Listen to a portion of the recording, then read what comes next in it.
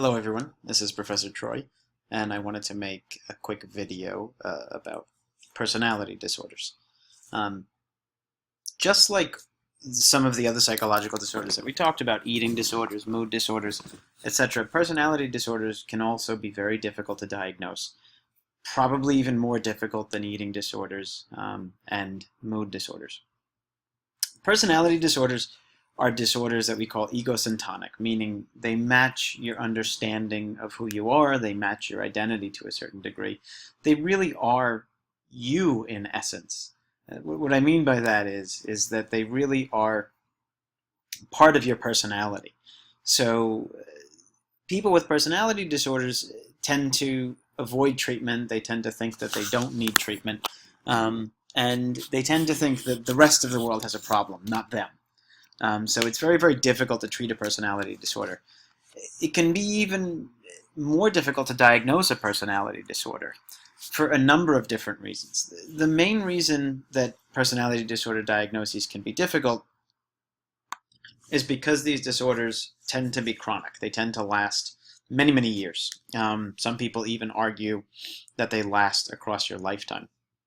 So it's difficult to get enough of a sample of behavior to make the diagnosis. What I mean by that is when we're making a diagnosis, we'll have 10 minutes in an emergency room setting, maybe 15 minutes to sit with the client.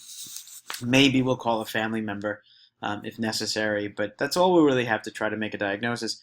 If we're working with a client on an outpatient basis, we might have 45 minutes once a week for 6 weeks, 12 weeks, even a year to make the diagnosis. But they usually, for a number of different reasons, usually insurance companies, etc., want a diagnosis early on. So you don't get that much time. So diagnosing personality disorders can be difficult, again, because the sample of behavior that we get is very small. You know, if I spend an hour with you once a week, who's to say that I know enough about what's going on with you and what's been going on for your entire life to make the diagnosis of a personality disorder? It can be difficult. And again, time is a factor. We don't have a lot of time with people to make the diagnoses. So diagnosing a personality disorder can be very, very difficult. So just be mindful of that. And just sort of for a little insider information, I've been working in the emergency room off and on for 6 or 7 years now. And every patient that comes through that emergency room that I see has a diagnosis when they leave. One way or another, we're required to put one in. I have never made the diagnosis of a personality disorder. I might put suspected, I might put possible, I might put rule out, meaning, you know, look for this in the future if you're seeing symptoms of this, but I've never actually made the diagnosis of personality disorder with a patient. I just don't have a large enough sample of behavior, and you really don't want to diagnose somebody with something if you're not sure. Right, for a number of different reasons. Okay, one thing to understand with personality disorders is that every single personality disorder has at least one main symptom, one main motivation for why people do what they do. For example, people with borderline personality disorder have an extreme fear of abandonment. So almost every behavior that they engage in is a function of that fear, meaning that everything they do is because they're expecting to be abandoned. So they might do things to latch on to people and make sure people stay with them, even if, you know, the person doesn't have any interest in them. Or they might anticipate that if somebody does show interest, that they're going to abandon them in the future, so the person with borderline personality disorder might immediately run away from somebody if they show interest in that individual. So, but every single behavior they engage in is a function of that main symptom. Some personality disorders do have multiple symptoms, but every behavior the individual engages in is sort of a consequence of that main symptom that they have. I'm not going to be able to go through all the personality disorders in this video because they cap me at 15 minutes, but I'm going to do the best that I can to sort of get into the general ideas, and then if there's more questions about this, please email me or let me know. I can post a second video. I'm happy to do that. Now, personality disorders. There's a lot of debate about making the diagnosis of personality disorder. Number one, for what I said before, because it takes a very long time to get that sample of behavior. Number two, because personality disorders tend to be similar. It's very difficult to tell the difference between somebody with borderline personality disorder and histrionic personality disorder. Because people who have borderline personality disorder tend to be histrionic, and people who have histrionic personality disorder tend to engage in behaviors that could look like they're borderline behaviors. So it's a little bit difficult to tell the difference. And with that difficulty, it gets very, very difficult to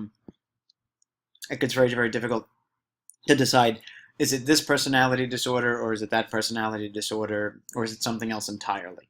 Okay. One thing to remember is that the diagnosis of personality disorders is continuing to evolve. Okay, originally there was there was a number of different personality disorders. Now we're starting to put them into groups or categories to try to consolidate the diagnosis. And then there's arguments that we might end up just diagnosing personalities by categories in the future and no individual personality disorder. If you look at slides 2, 3, and 4, they have the different categories listed above, right? So one category is odd eccentric, and then the 3 personality disorders that fall under that or within that are paranoid, schizotypal. Please don't call it schizotypical.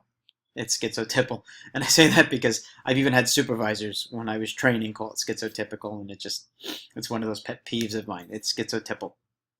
And then schizoid. Okay. Dramatic, erratic, antisocial, borderline, histrionic, narcissistic, and then anxious, fearful is avoidant, dependent, obsessive-compulsive. Now this is not the same as obsessive-compulsive disorder. This is obsessive-compulsive personality disorder, and I'll make sure that I speak about that in this video because it's important to understand the difference. They can be confusing. So each of these personality disorders has their own main motivation for a particular behavior, but whatever the motivation is between each of these, the individual is experiencing anxiety or fear or both. So they call this the anxious, fearful cluster. Okay. Same thing with dramatic, erratic. Every personality disorder within this category has either dramatic behaviors or they're very emotional. Okay. So that's just something to remember. All right. Now, going through each of the personality disorders. Again, each one has its own symptom, its own major symptom. Some have 2, but each one has its own major symptom. Okay, paranoid personality disorder. People with paranoid personality disorder expect people to hurt them. They expect that people are out to get them. And they just have this strong belief that the world is sort of conspiring against them for one reason or another. They're not psychotic. They're not out of touch with reality. They just tend to misinterpret behaviors, right? And one of the interesting things with paranoia is that people do things that hurt other people.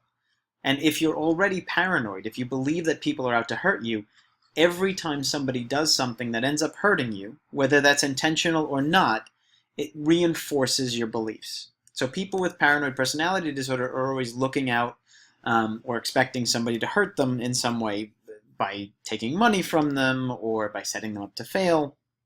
And ultimately, they're basically validated every time something happens that has a negative outcome for that individual. Okay. Again, I don't want to go through each of these too much because I just won't have enough time. But you have the symptoms here of paranoid personality disorder. Okay. Schizotypal personality disorder. That one's a little bit more difficult to understand, so I'll spend a little bit of time on that one.